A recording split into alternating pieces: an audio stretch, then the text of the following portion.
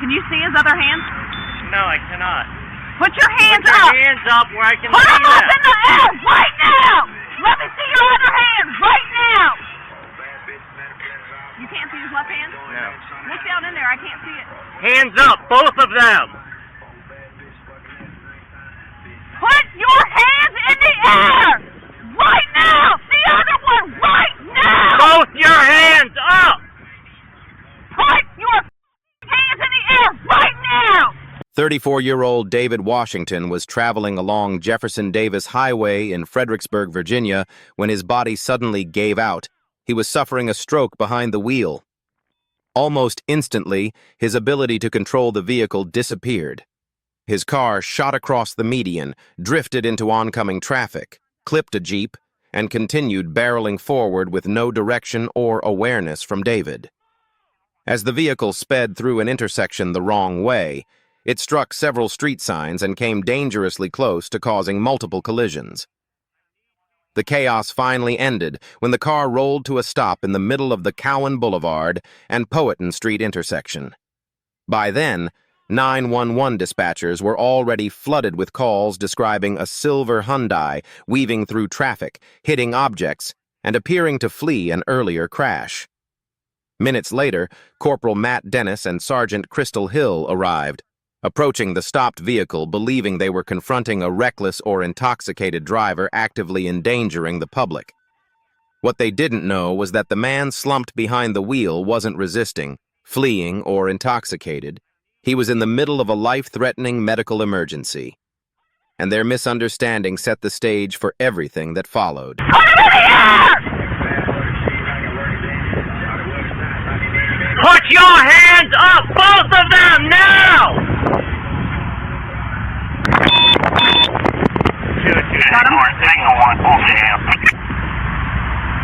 Watch his left hand, Jurgens. Watch his left hand. He's not making any contact. Get some cover. Get that car out of here. Jack, move! Move! Move your car! Put your hands up. I need to see your other hand. I need to see your other hand.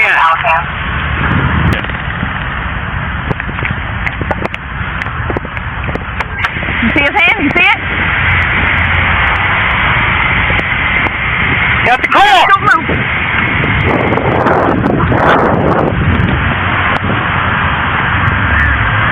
Get out of the car.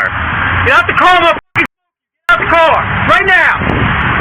We ain't playing. Get out the car. Get out of the car. Get out. Don't move around.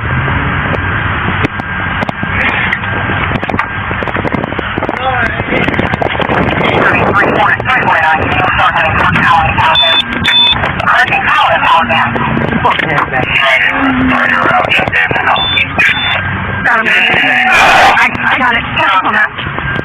Go ahead and start rescue. 108 headquarters, all units come back down. All units back down. Back down. Authority of 108 on the scene. Power and power down. Requesting rescue.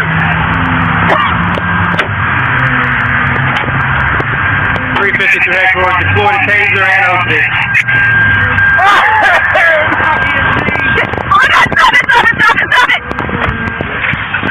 Stop his foot.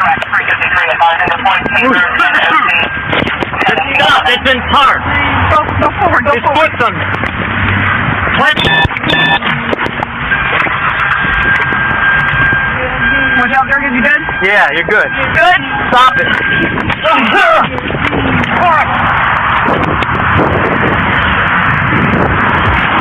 Go ahead and move. Go ahead and go. Alright, we got someone coming to clean up. We're gonna help you out, You okay? okay? Pull over on that road for me. You okay? We're gonna help you out, all right? Okay. What are you on, man? With us? Were you a witness? Sick how? Move over on that side road for me, please. Thank you. Alright, Ken, let's see what we're saying. Sit up. Where's the other one to go in at? I don't think it made connection.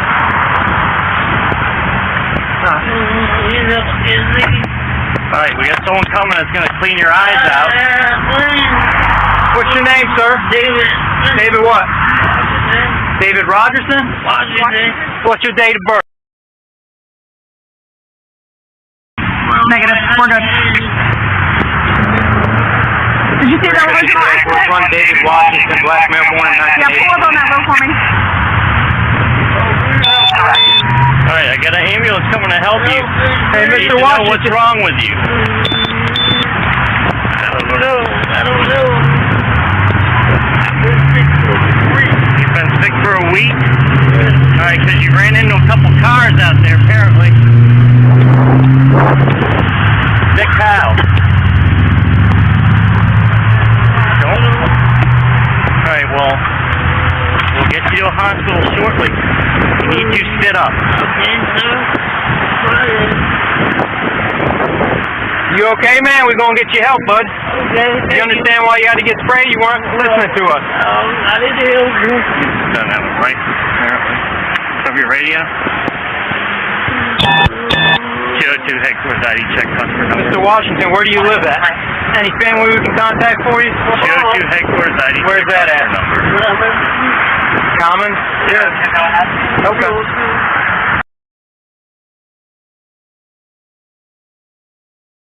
One.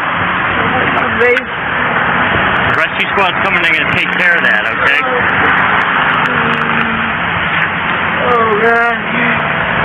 You know what? I'm trying to hold you up. If you don't hold yourself up, you're going to fall because I can't sit here and hold you like that. You understand that?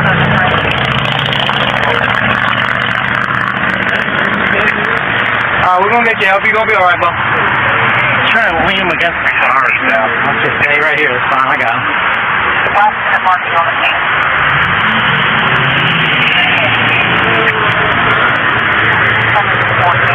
Got a 12-pack of beer. Alright, man. I got you. Just relax. It's done with. We're done. Everything's over with. You're gonna get help. You been drinking today? What's the beer in the car for? Later? I just got it. Alright, you on any drugs, any medication? Yes, sir. Thankfully, David survived the encounter with no additional harm beyond the medical crisis that started this entire ordeal. But the moment that body cam footage surfaced, the department had no choice but to launch an internal review. And unlike the typical investigations where agencies quietly absolve their own, this one took a different turn. Officer Juergens was singled out almost immediately. 10 days after the incident, he resigned under pressure, becoming the department's unofficial scapegoat. What remains unclear is whether the other officers on the scene faced any disciplinary action at all. Records show no follow-up, no accountability, nothing. Meanwhile, Juergens was openly upset about losing his job and even told a local newspaper that he had done nothing wrong and violated no policies. The department, however, maintained publicly that his actions did breach protocol. In the aftermath, David filed a comprehensive lawsuit targeting the city of Fredericksburg, the police department, the 3 responding officers, and several unnamed individuals. His claims covered excessive force, failure to provide medical aid, municipal liability, and state-level allegations such as assault and battery. When the defendants attempted to dismiss the case, the judge largely rejected their arguments, allowing the major claims, including excessive force and municipal liability, to proceed. David initially sought $5 million in damages, and although the case ultimately settled, the amount was never disclosed. But the legal fallout didn't stop there.